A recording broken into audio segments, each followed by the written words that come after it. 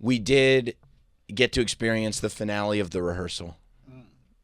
The Rehearsal that we were in great detail going over on this show. We were trying to figure anything out about it, the most bizarre show on television, but the most satisfying show on television, trying to figure out where this thing was going to go. And spoiler alert, in the end, of course, The Rehearsal is the Nathan Fielder show, where the premise, loosely, is this idea that he believes that, for real, Nathan Fielder is the comedian from Nathan For You, but Nathan believes that airline crashes are directly contributed to by lack of communication from pilots and co-pilots. And he presents all this evidence from black box recordings that this is true, and he gets people in the field. He gets an expert that worked with President Bush and President Clinton to go you know what, this is a great thing to look at.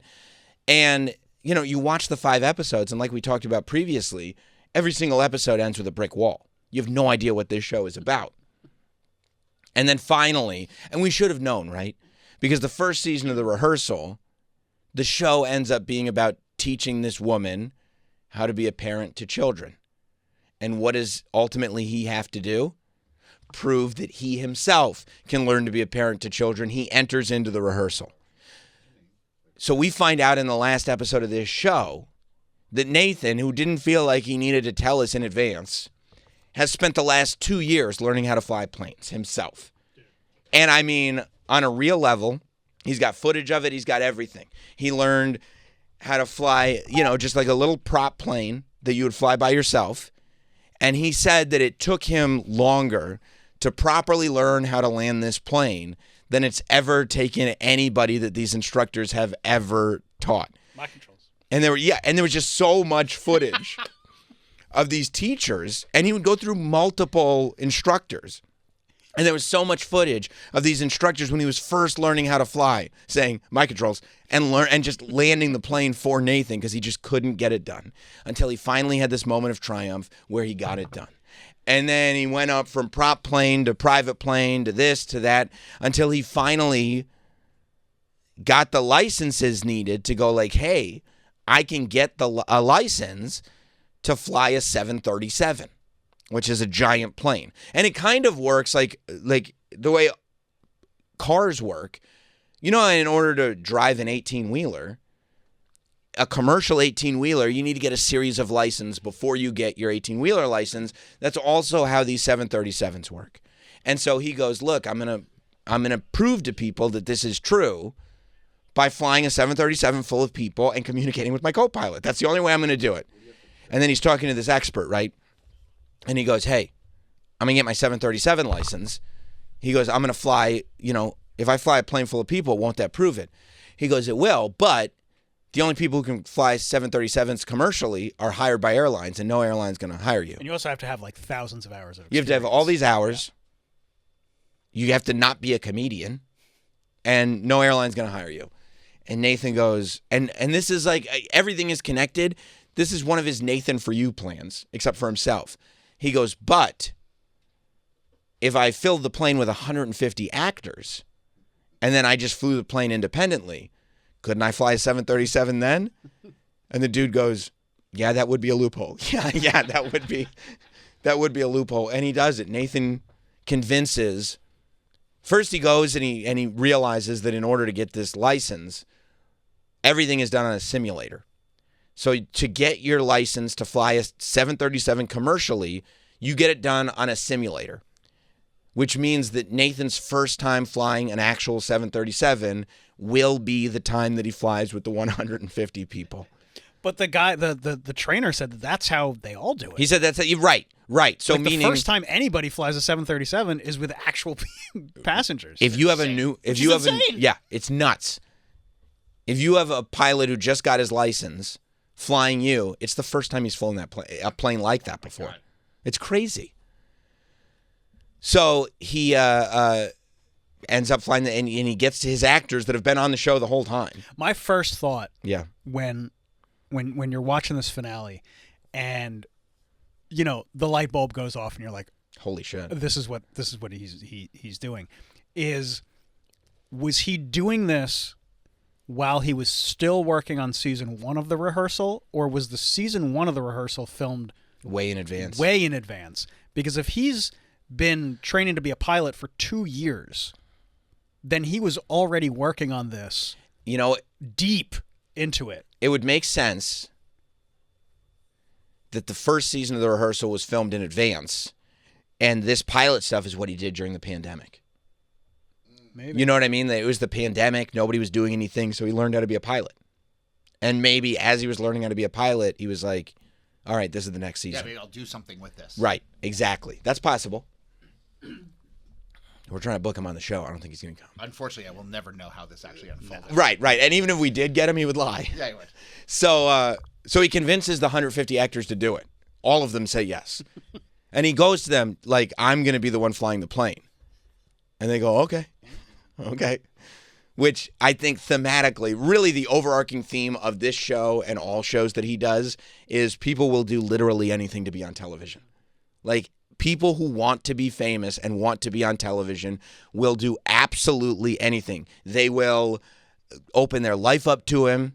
They will watch their significant others make love to other actors. They will get on a plane with somebody that has no experience. Like, they will do anything to be on television. And he then has to go and rent out lease the 737, which then you realize, like, people trying to lease a 737, he's going to like airline junkyards, and you see the level. It's not easy. No, it's not easy, and you see the level of 737 that people are trying to rent out, and they're hilarious stuff as he's trying to get a plane. But he gets a plane, and he goes up, and he's got a co-pilot with him, and the co-pilot he specifically picked because the co-pilot has dreams of being on television himself, so he wanted to set up a level of a power dynamic there. And right before they take off, the co-pilot is going, just last night I was just thinking about it, and I realized that usually when an actor's on a show, somebody else flies the plane. You'd be like the first actor that flew his own plane. And there's like this, like, it's like a thing like, oh, this is interesting, but also the co-pilot being like, what the fuck are we doing? And Nathan just goes, yeah. All right, are you ready to go? And whenever they take off, they fly over the Mojave Desert. They loop back around. They land the plane perfectly. Everything is great. All the actors and everything are there. You realize after the show goes off that he's still flying planes. And there's footage of all this. It's not lies. It's real life. Like, he's going to the rainforest, where they need to get one 730, like a military plane. They need to get it from one air base to the other. So they need a pilot. And he took a gig, like flying planes over the rainforest, over the Atlantic, like just flying big 737s just in his free time. And then, to me, you get the real theme of the whole show, which had been really like slowly like drip fed throughout the entire season, and it really was like that episode where he takes the autism test that we were talking about, where he's taking this autism test and he like is clearly terrified that people are going to find out on television that he's autistic. And the people who are giving the autism test are like, it's kind of a given that, there's something, you're on the spectrum somewhere. And he's like, no, I don't think so. And then he goes to a doctor, because he's got to get checked out so he can to see that he has the mental acuity to fly. And the doctor says, yeah, you can go in this MRI and it'll check for everything. It'll check for depression, anxiety, autism, blah, blah, blah. And he's like, wait, what? Autism? And they're like, yeah, it'll check for autism. He's like, can you just check for like maybe like one or two things? Like, no, it checks for everything. And he's like panicking. And then at the end, he doesn't take the doctor's voicemail that's diagnosing him. And he has this like voiceover sort of thing that wraps the whole thing up, which basically says in a nutshell, it's really cool to get to be up in the cockpit because only the best of the best and the smartest are allowed to sit in the cockpit. And if you're in here that you're fine. There's nothing wrong with you. And then it goes to black. And you're like, wait a minute.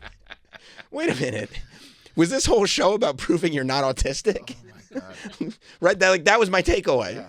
That was what the whole show was, a mission to be like, by the way, guys, I'm fine. And you went to these incredible lengths, spent all of HBO's money just to be like, proof, I'm totally fine. Nothing to see here. I mean, I thought it was brilliant. I didn't take it like that, but okay. I mean, that's not how you took it? That's a new perspective, but I appreciate that. That's how. I don't disagree with the perspective. I took it as like, look at how horrible the mental health situation is for pilots, where they cannot even be honest about. You can't be a person. You can't be a person. Right. They will take away your job. See, there's two ways of looking at it. In the sort of bigger scope, like, he's really saying something here. Or in the, no, he's just trying to prove he's not autistic. I think it's a little bit of both. I think the evolution of him since Nathan For You to now is I think he is doing a lot more like stuff that is still hilarious and still very Nathan-centered, like you're talking about, but he's also making bigger points. Like, nobody that he has spoken to has been like, that's crazy that airline pilots and co-pilots not talking to each other has nothing to do, It's like, all based in this root of like, we should address this though. Mm-hmm. We should definitely address this. And by the way, remember last week we were talking about the fake singing competition? Mm-hmm. It was absolutely a real singing competition because it came back for the last episode and somebody won and got to perform Evanescence live on the show. And it was perfect. It was a big moment for the program. Brought it all together. If you are entering a singing competition because you want to get a big solo performance at the climax of a very big show, there was nothing misleading about this competition. That's correct. Right? More people are going to see this than they're going to see whatever fucking American Voice Idol, finale, The Voice. Yeah. 100%. You just can't believe a show ended that fucking awesome. It was awesome. I mean, you know what? Talk about sticking the landing. They did it. Yeah. They did it.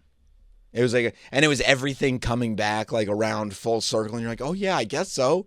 What? And then other stuff that you thought was super important. Guess what? We never found out anything about those dog triplets on that one episode. No. It was just for that one episode. It's a total waste of everyone's time.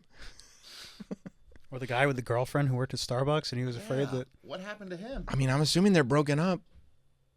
I'm assuming. She's taking gifts from people as friends. We're just left hanging. We don't know. No, we don't know.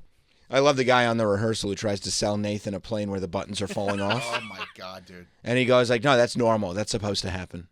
Yeah, you don't need that. We don't need that. And the wires are dangling. He says, is this right? Oh, yeah, those are fine. Those are fine. Are they supposed to be like this? Yeah. Yeah. Yeah, they are. It's flying. You can fly this thing. We can fly it right out of here. HBO just has to be stoked. They probably just give him like free reign. What do you want to do next? I mean, on one end, they got to be stoked. On the other end, they're going to be like, we are going to have to pay more for season 3. And who the fuck knows what he's doing with this money? I'm sure like whoever has to approve all that budget is like terrified that they're going to lose their job. I mean, maybe my favorite part of the whole series. Because you don't know how it's going to like... Yeah. If you're the one that's like approving all of this, you don't know where it's going. Right. Why does he want to buy a plane? My favorite part of the whole series was when because he said specifically, you'd be surprised at how difficult it is to get somebody to lease a 737 to a comedian, which I would be shocked, I guess. When somebody on that show says to him, like, it's so great that you're like investing your money into this. And he just says, well, not my money, but yeah. Like that's maybe my favorite part of the whole thing. Because it's, again, going back to the CNN thing. Nobody, like, it's a law of television. You don't acknowledge the camera. You don't acknowledge the show. Like, he's completely broken the fourth wall the entire show. Right. Like, he's like, I need to make this entertaining because that's what HBO wants. And we're like, yeah, I guess we're watching HBO. I guess we want to be entertained. Yeah, in the first show, he was like, yeah, we've gone 11 minutes and nothing, in a comedy show, nothing funny's happened yet. Not one laugh to be had. And that itself is funny. Right. Man. But yeah. I mean, I'm if I'm HBO, it's like the fact that this is far more successful than the first season. Yeah. Like, this turned into one of those things that very quickly everybody was talking about, especially after the finale. And I think that they were actually really smart to do a press blitz when the season was over. Yeah, so you could watch the whole thing. Right. Well, they knew people were going to be talking about it. They knew people were going to be talking about it, and I think they also knew that while it was on, it's impossible to explain to anybody what it is. You can't promote it. We tried to do it on the radio. It was the worst. Yeah. It's the worst. People were literally calling up going, what the hell are you talking about? And I said, you're entitled to that opinion. I don't know. We get it.